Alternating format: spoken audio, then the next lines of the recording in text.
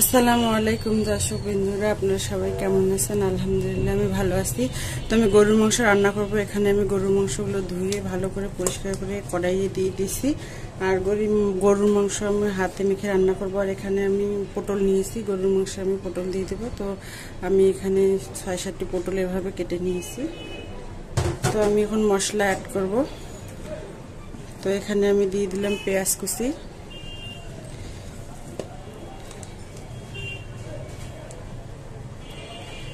রসুন বাটা 1 চামচ, আদা বাটা 1 চামচ, হলুদ গুঁড়ো, শুকনো মরিচের গুঁড়ো পরিমাণে একটু বেশি দিয়ে দিলাম, ধনিয়া গুঁড়ো, জিরা গুঁড়ো, স্বাদ মতো লবণ,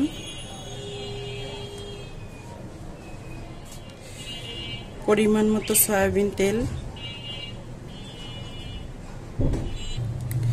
এখন আমি সবগুলো একখানে ম্যারিনেট করে নেব।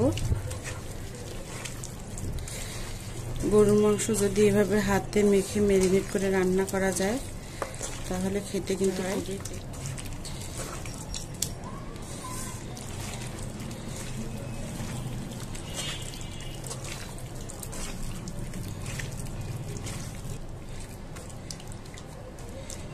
তো মাখানো হয়ে গেছে।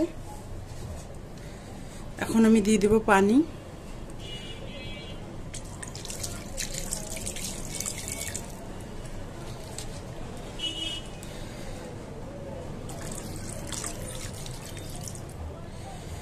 তো আমি এই পরিমাণ পানি দিয়ে দিলাম। এই পানিতে মাংসগুলো ভালোভাবে সিদ্ধ হবে।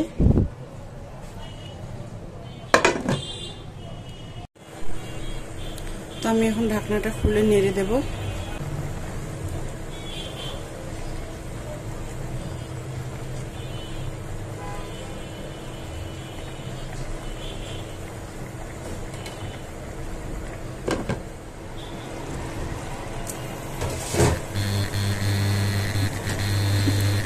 তো এই দেখুন বন্ধুরা, পানি কমিয়ে এসেছে। এখন আমি পটলগুলো দিয়ে দেব।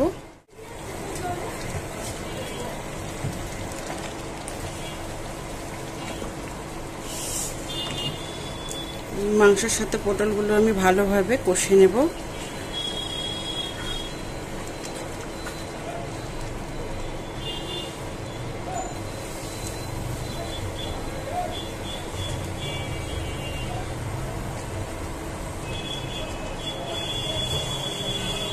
আমি ঢেকে দেব।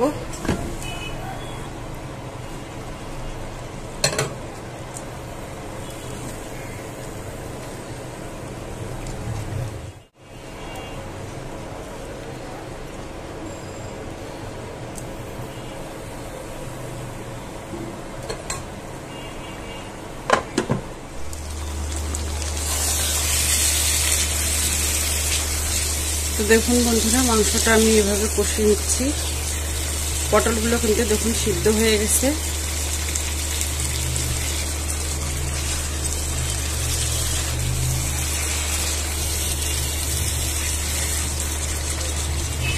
আমি আর একটু ভালো করে কষে নেব।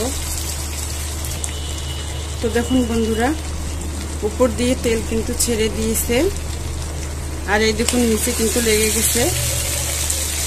তার মানে মাংসটা আমার কষানো হয়ে গেছে। এখন আমি দিয়ে দেব পরিমাণ মতো পানি।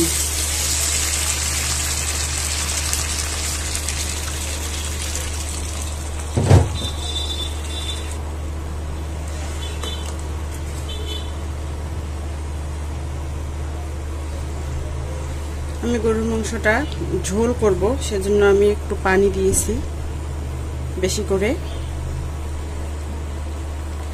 এখন আমি ঢেকে দেব। তো আমি ঢাকনাটা খুলে আমি গরম মশলা শিলপাটায় বেটে রেখেছিলাম, সেই সেটা দিয়ে দেবো এখন।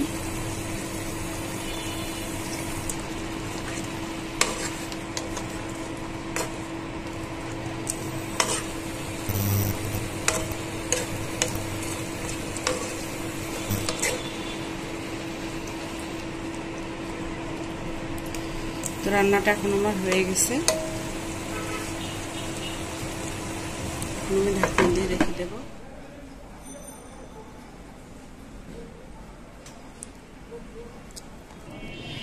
তো এই দেখুন বন্ধুরা, গরুর মাংস রান্না করলাম পটল দিয়ে, আপনারাও এভাবে ট্রাই করতে পারেন।